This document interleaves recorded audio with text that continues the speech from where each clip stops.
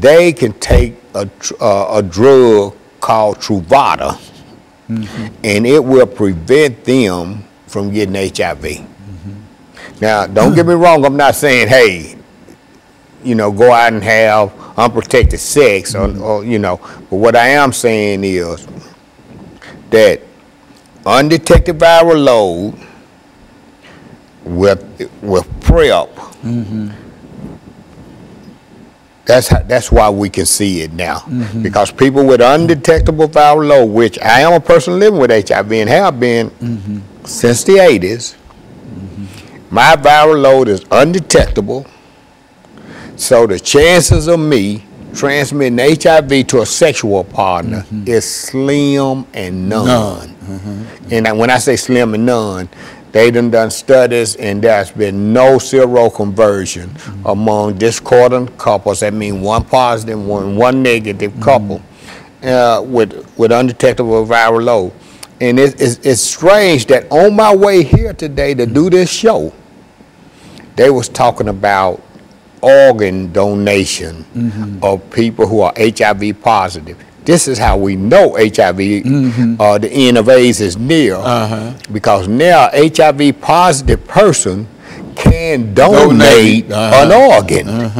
They can, not only can they donate an organ, they are now receiving organ. Before they wouldn't even give the blood. I mean, not the blood, but they wouldn't even give a HIV positive person an organ, because they were like, oh, he got HIV, he's gonna die anyway. Why would we give him an organ? So, man, this is really some exciting times in the HIV/AIDS world. Okay, and so what we're going to do, we're going to take this final commercial break, Brother Crowder. Okay. Crowder. And then we're going to, I know, Crowder. I know. And then we're going to come back and we're going to have our final segment. We'll be back with our audience following this very, very short commercial break.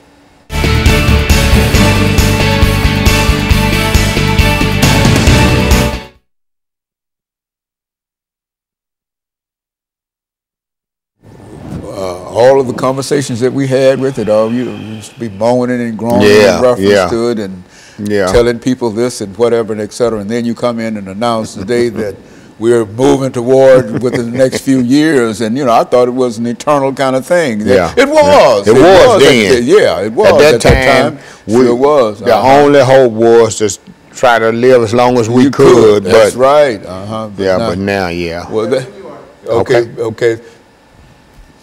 Okay.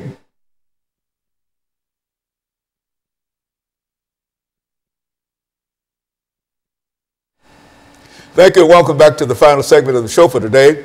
We're talking to Mr. Ron Crowder, and he's giving us some information in reference to the status of HIV and AIDS in Nashville. And I think I must say up front, Mr. Crowder, that the information that you are reporting today is very, very positive and well hoped for information, because I can remember when you came to me and dealing with the same kind of situation, and it was moaning and groaning, not only in reference to what happened in Nashville, but all over the world in a real sense. And now you're telling us that there's a possibility that we might see the end of AIDS within the next half decade or so. Go on, talk about it. Dr. Haney, you're right. You're absolutely right.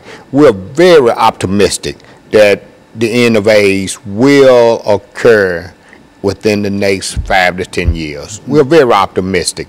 That's not to say that people still shouldn't take the same precautions as they have taken before. While the optimism is good, there is some things that I'm gonna tell you that's not so good. For example, HIV is still disproportionately affects people of color. People of color who get HIV seem to get sicker quicker, and they die sooner. Now, amongst men who have sex with men, the infection rate is out the roof. I mean, the CDC has given statistics that says 1 in 2. That's 50%, man, of men who have, particularly African American men. This is African American men, young African American men will get it. 1 in 2 will be infected with HIV. Now, Nashville Cares, Street Works, and Neighborhood Health received a grant from the CDC in the amount of $3.8 million over the next 5 years to combat HIV in the